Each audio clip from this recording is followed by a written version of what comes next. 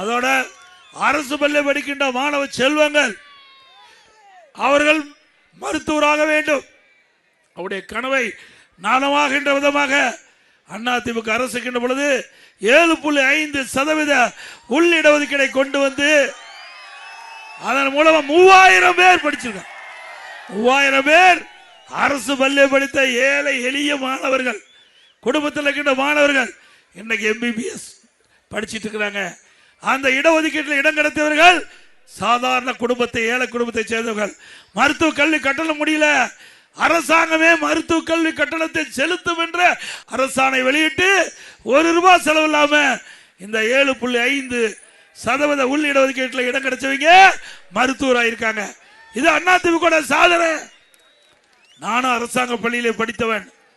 என்னுடைய சிலுவமலை ஊர்ல அரசு பள்ளியிலே படித்த துவக்க பள்ளியிலே. ஆக ஏழைகள் அவருடைய எண்ணங்கள் நிறைவேற்றப்பட வேண்டும். அதே போல எடப்பாடியில கலை மற்றும் அறிவியல் கல்லூரி கட்டி கொடுத்த 2000 பேர் படிக்கிறாங்க. கலை மற்றும் அறிவியல் கல்லூரி. வனவாசியில பாலிடெக்னிக் கல்லூரி 1500 பேர் படிக்கிறாங்க. இன்றைக்கு நம்முடைய எடப்பாடி சட்டமன்ற தொகுதியில் இருக்கின்ற நம்முடைய ஏழை எளிய குடும்பத்தில் பிறந்த மாணவ மாணவி கூட குறைந்த கட்டணத்தில் பட்ட படிப்பை படிக்கக்கூடிய சூழ்நிலையை உருவாக்கி தந்த அரசாங்கம் அதிமுக அரசாங்கம்.